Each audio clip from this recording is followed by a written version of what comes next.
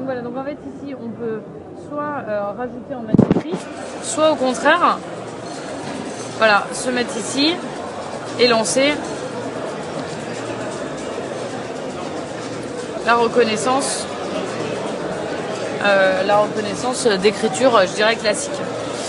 Donc si on se positionne ici pour ajouter une vidéo, il nous propose soit de faire la vidéo. Donc par exemple ici, on peut se faire une petite vidéo rapide. Bien, hop.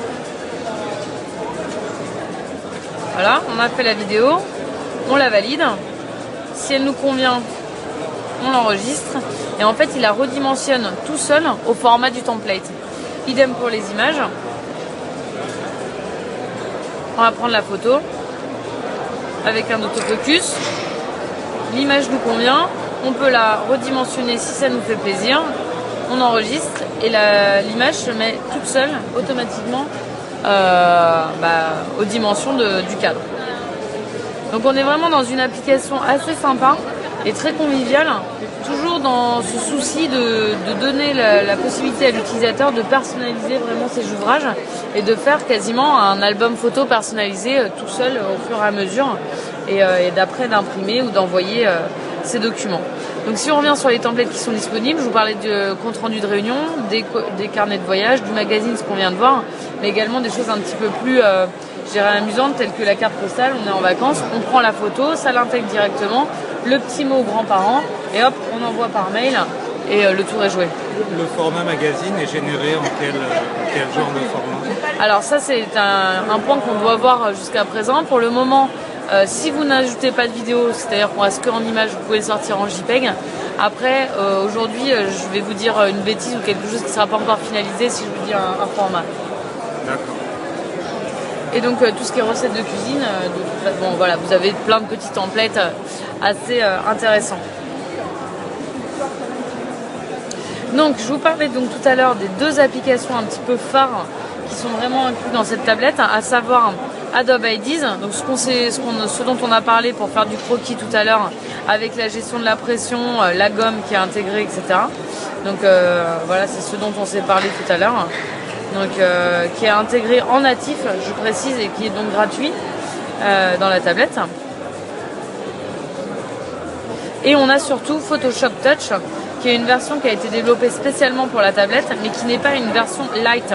C'est-à-dire que c'est une version qui a été adaptée pour ce type de support, puisqu'on va retrouver en fait vraiment les outils propres à Photoshop. Je vais vous montrer ça de suite. On va sélectionner une image. Donc vous allez retrouver là sur le côté, je dirais les outils que pour les connaisseurs vous connaissez, à savoir la baguette magique, le lasso, la gomme magique, le pot de peinture, etc. Ici vous allez retrouver les fonctionnalités de Photoshop en tant que tel, à savoir le rognage, l'application d'une transparence, d'une texture, etc. sur une image, mais également les effets qui sont assez nombreux puisqu'on passe du simple effet sépia à l'effet bande dessinée ou l'effet pinceau, l'effet crayon à papier, etc., etc. Donc c'est quand même des effets qui sont vraiment avancés. Et alors là, plus on avance, plus on est dans un usage quasiment, je dirais, pour les gens qui sont très connaisseurs et presque professionnels. On peut dire ça comme ça, puisqu'on va avoir des outils qui vont nous permettre de jouer sur la saturation des couleurs, la saturation des contrastes, la balance des blancs, la balance des couleurs, etc., etc. Mais également, là, on est carrément sur de l'outil professionnel avec les densités des couleurs à l'intérieur de la photo ou de l'image sur laquelle on est en train de travailler. Ensuite, ce Photoshop, il sera exclusif à la Galaxy Tab Alors, exclusif, j'en sais rien. En tout cas, il est intégré chez nous, gratuit en natif. Mais chez Samsung, pour le moment, il est que sur cette tablette. Tout à fait, il est que sur cette tablette. Donc ensuite, si on regarde bien, en fait, on peut se dire que... Bon, alors après, je suis passée un peu vite, excusez-moi, sur les fonctions de base, à savoir la sélection de pixels, le copie, colle, couper, qui se trouve ici. Donc c'est des choses qui sont je dirais, directement mises.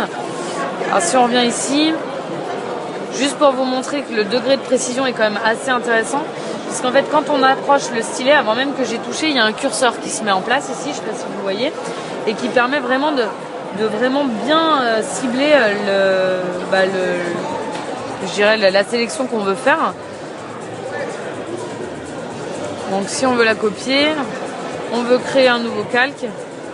Empty layer, on le supprime, on se met là. On colle. Mince, ah, j'ai loupé. Donc on revient. On copie. Ici, on se met sur celui-ci. On va le coller. Et je vais avoir mon petit morceau sur lequel je vais pouvoir travailler. Bon, je vous l'accorde, c'est pas très esthétique, mais c'est juste pour vous montrer ce à quoi ça correspond. Ici, on a toute la gestion des calques qui se fait donc ici sur Photoshop, avec la possibilité d'ajouter un calque, dupliquer un calque, travailler sur un calque, etc. Et alors, autre petite particularité qui est sympa, c'est la visualisation des calques en 3D, qui vous permet de voir où se trouve vos calques et quelle est la position du calque dans l'image. Donc là, il y a 2 calques, alors on se dit, oh, c'est pas très conséquent, mais quand on a des images où il y a 50 calques qui sont superposés, on est bien content de pouvoir avoir ce type de vue. Donc c'est un peu gadget, mais c'est quand même bien utile. Donc alors, pour conclure sur la partie Photoshop, en fait, on se dit que Photoshop, c'est quand même, mine de rien, un logiciel qui s'adresse à des connaisseurs et à des gens qui pratiquent la retouche photo. Donc c'est pas toujours évident pour quelqu'un qui a jamais utilisé Photoshop de s'en servir.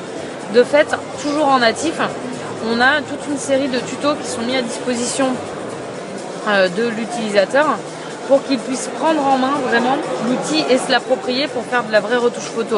Donc c'est des petits tutos en fait qui sont assez simples je dirais avec des étapes assez courtes, de 5 à 10 étapes maximum, donc très courts, mais qui vont lui permettre de faire les basiques, à savoir changer de couleur un élément, rajouter des éléments sur une photo,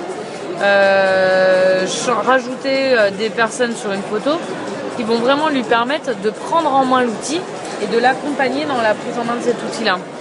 Donc c'est vraiment un outil complet, on ne se parle pas d'une petite application, je dirais allégée, on est sur un outil complet. Voilà ce que je peux vous dire sur l'application Galaxy Note 10.1.